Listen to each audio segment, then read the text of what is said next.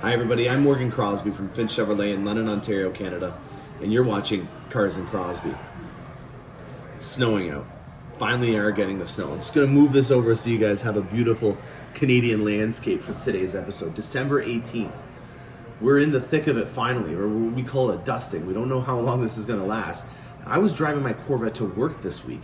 It's been so nice out. I don't think I've ever done that. Normally I'm storing it away or I'm putting the winter tires on, and I haven't even done that yet. I've still been using those all seasons that I was drag racing that Tesla Model S Plaid with, where I got smoked and I found out that the 0 to 60 goes to 3.2 seconds in a Z51 with all seasons over the regular Pilot Sport 4S's. We've got an all Corvette episode if you haven't picked up on it already. We got some production updates to talk about. I'm going to show you around the lot and show you what new things that I've got coming through the pipes, and just give you some more insight on what's going on in the Corvette world. That to me in particular is something that a lot of people will do right now as it gets crummy outside. The only thing you can do is start to research and do new projects, and I've touched upon this in a previous episode and obviously in previous years about getting into the mindset of doing some prep and some research while it's crummy outside and your Corvette is being stored away. So we've got an all Corvette episode coming your way today. All right, let's get right into the meat and potatoes. Had some wind, some dangerous levels of wind, some tornadoes, and unfortunately some loss of life in the Midwest, which I'm very sorry to hear about. The Corvette plant unfortunately had some new sunroofs that were put in through the tornadoes, and it caused a shutdown. I think about 115 Corvettes were damaged, which I think is actually pretty remarkable that only that many were damaged because of it. And what's even more remarkable is the speed at which General Motors is getting back in action on this. From what we've been hearing, we're looking at a very slow start on Monday, the 19th, and then on the 20th, they're planning on having the shift come back. That to me is absolutely remarkable. Keep in mind, guys, that there is normally a break for Christmas, so this is not going to be a long stint with Christmas coming right about at the end of next week. But to think that we had, if you guys have seen some photos that are going around online, some major holes in the roof and even a fire that happened down there, to see that come around in such a short period of time is something that I'm really proud of. And I think that that's another thing that we're going to talk about on today.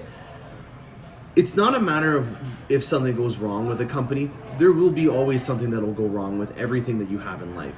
And it's a matter of how General Motors or any company in particular handles those problems that makes you go from being a good company to a great company.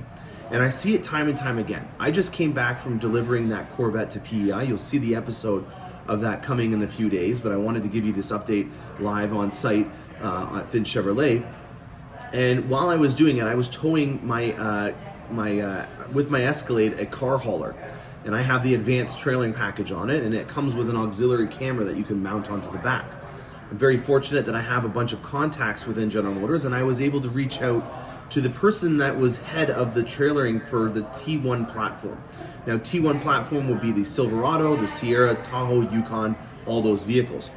I don't think there's a lot of people that have an Escalade that have been doing towing with an auxiliary camera, and it turns out that there was a bit of a glitch in how it was calibrating this camera, and it meant that it wasn't working. Now, I shot a quick little Cars and Crosbie episode that I didn't air to this. I sent it to the engineering team. I had 3 different engineers in a matter of about 2 hours from me initially contacting that were working on this problem. They found the problem, and they sent an over-the-air update to all the Escalades fixing that problem. So the next day when I came out in PEI to drive home, I had the auxiliary camera working, and that to me just goes to show you the level of response that the General Motors has and how remarkable they can be at handling an issue that they didn't know about the one day and having it solved the next day. And I'm going to give you one more local example of how amazing General Motors is right now. I've talked about it a number of times on my channel just because of the proximity. In Ingersoll, Ontario, which is about 30 kilometers away, 20 miles away from here, we have our CAMI plant. Now, the CAMI plant is going to be a little bit more known in the future because it's going to be starting to build the bright drop delivery vehicles that Amazon, FedEx, and a bunch of other companies are going to be doing that are all electric. But right now they build the Chevrolet Equinox. They build about 330,000 a year. The COVID shutdown was exceptionally long for them. They were shut down for I think about 10 months of this year, so almost the entire year. They started back up a few weeks ago, and I was very fortunate that I was able to take a tour of this plant. And just as an example of how remarkable General Motors is right now, they built 3 Equinoxes for me on Thursday, and they arrived at my dealership yesterday.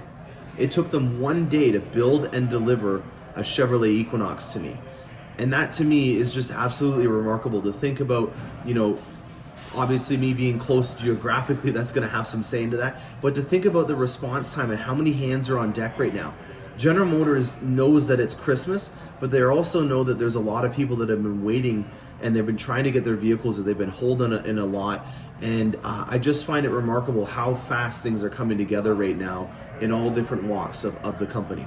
So in terms of Corvettes, in terms of your expectations, I think it's a little safe to say that you should add a couple weeks to your timeline if you already have a Corvette that has been placed, or you have a Corvette that you're on deck with. Unfortunately, if you're, let's say 4 months away from getting your Corvette, maybe you're, let's say 10th on my list here at the dealership, you may need to set your expectations a couple weeks out further now. And that's just to do with the fact that I always want to give you a proper expectation, and with Christmas and then this tornado strike that happened at the plant, we got to add a couple weeks to that equation. I'm still holding out for a windfall of Corvettes. I have been doing absolutely exceptionally well with full-size SUVs. I've been averaging about 15 Escalades a month, and about, like for example, I got 3 Yukon XLs, which are extremely hard to get yesterday. So I'm doing very well in the full-size SUV market. So if you're looking for one of those, great time to get it. I had some suspicions though that because of where we are in the north, that's why we're not getting as many Corvette allotments. And if I was to guess, I would say that in the next few weeks, in the beginning months or beginning part of January, you're going to see a windfall of Corvette allotment handed to the northern states and to Canada, because that would coincide with when they would arrive for in the spring driving season. So it makes sense to cycle through your allotment to different geographic areas. If you're in the south right now, congratulations, you guys are probably getting a ton of allotment. And maybe if you guys can do me a favor and chime in when you got your Corvette in the recent months or weeks, so that maybe we can put together a trend here, because I'm just like you guys. I just want to see where these cars are coming from and how soon I can get all these people on my list of Corvette, because I'm like you. I've been there. I've been checking and calling in. Thankfully, we have a way more up-to-date system at being able to get you an ETA on when your Corvette is. But I get a kick out of it just as much as you do in finding out how far away your Corvette is and starting those new adventures to come. So I do have a really cool episode coming out that I did film on my adventure out to Prince Edward Island. It was 4,000 kilometers by the end of it, and I learned a lot along the way. I am going to show you guys now some stuff that's inside the showroom, because it's obviously a little crummy outside. I do have one more Corvette that's outside, and I still haven't delivered that ceramic matrix gray convertible, so we'll get you an update on that in a later episode as well. So let's just go take a quick look at the dealership in the showroom here. All right, got the Christmas tree up, and look at what's beneath the tree. Our 2 latest additions to the Corvette family here at Finch Chevrolet. I've got a Sebring Orange Grand Sport convertible, competition seats, black 3LT interior with suede inserts. Check this out. How cool is that? Automatic transmission, nice 3LT package on here. And yeah, really excited about this one in particular because it's got the cool Jake Stinger insert on here. One of my favorite little accents to do when you have such a bright, big, vibrant color on it. It really helps out with breaking it up, giving it a little bit more depth, giving it a little bit more contrast. And on the topic of contrast, my Montreal friend, 253 kilometers on this little time capsule, 2017. If you're wanting an example of what a C7 is all about in the Z06, I think that this is a really great example.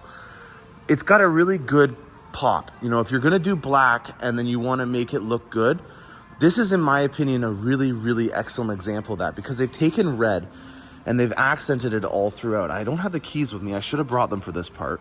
But you got a 2-tone interior inside of there, which was just one of the first times that they did it. And people didn't really take advantage of it as much as they do in the C7 generation. You got the beautiful calipers on here, and this is a Z07, so it also has the ceramic brakes. That was an $8,500 option Canadian. You got the exposed carbon fiber on here. You've got the little canards. In my opinion, this is it. 253 kilometers on it, basically brand new, right underneath the Christmas tree. I'm excited about this addition.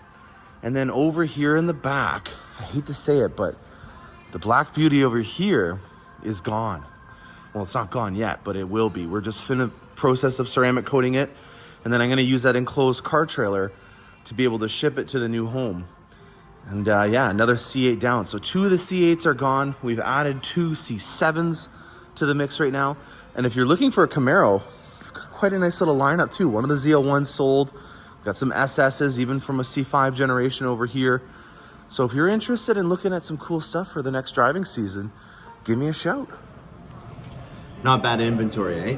Now I do also have a 2012 Grand Sport that's in the final stages of being brought in on as a trade. It's a manual transmission, LS3, not a bad gig with only 30,000 kilometers on it. And it's in blade silver. So that'll be here hopefully in a few days, and I can get you guys a price on that if you're interested in a manual C6. That Sebring orange one, really loved it. 10,000 kilometers on that one, still very low, and it's only a 2019. Z06. I am gonna start getting into the Z06 stuff over the winter. I've told you guys that I like to do my research in the winter months. Normally I'd be researching either it be exhaust or something like that and then updating you on it when I do it actually in the spring. As of right now, you know, getting whooped by that Tesla Model Plaid made me want to have more power for my Corvette. I've been looking at the beginning stages of Lingenfelter and ProCharger for maybe doing something to upgrade the power with mine, but I haven't come to any conclusions with that, but I will share you my findings there. And I also want to start getting inundated in the Z06. So for example, you know, the 0 to 60 of that is 2.6 seconds. The quarter mile was 10.6. I was able to pull a quarter mile just recently in almost freezing conditions with all-season tires of 11.7 seconds to do a quarter mile. So, you know, just to think my base entry-level Z51 is still a remarkable vehicle, and it's just under a second less for a Z06. I think that's not a rip against the Z06, but I'm trying to justify why I didn't get on the Z06 list. I have my name down for the E-Ray, but I'm going to start doing some more research about this. In particular, the styling is where I like to focus on, because that's really where I can excel and I can make the best of the situation with all these new features that we have in the interior, whether it be the yellow stitching or my favorite, this new stealth interior, which is going to help dull down the luminosity of that laser etched plates for the speaker covers with the Bose Performance series sound speakers. That's going to be something that I'm really excited to talk more about. The level 2 carbon fibre, that's going to be another thing that I want to talk a lot about in terms of how we can accent it, finding out if we can retrofit any of the parts from the Z06 onto the new ones. So I'm going to be sharing with you my findings and researching about that, and then also trying to find a way to be able to get you guys up here in Canada a closer look at the Z06. I'm going to look into seeing if General Motors is going to be bringing the Z06 to the auto show in Toronto, if they still do it. They are anticipating that they are going to have the show in February. Not too sure if that's going to happen still or not. Well, it's a fluid situation with that. But when I do get the word that we will have a Z06, hopefully maybe I can team up with some dealerships here in Canada, and we can bring the team up here. Or I'm going to go down south and I'm going to do some on-live scene reporting with you guys on what the Z06 is all about. So I hope you enjoyed this all Corvette episode. I'm excited to get inundated with information and research. If you guys have any projects that you're looking at learning more about with me, reach out. I'd love to be able to touch base with you, help you out with the project, and move forward into the new driving season that's coming about. I'm Morgan Crosbie from Finch Chevrolet. Stay tuned for more awesome content on Cars and Crosby. Happy motoring.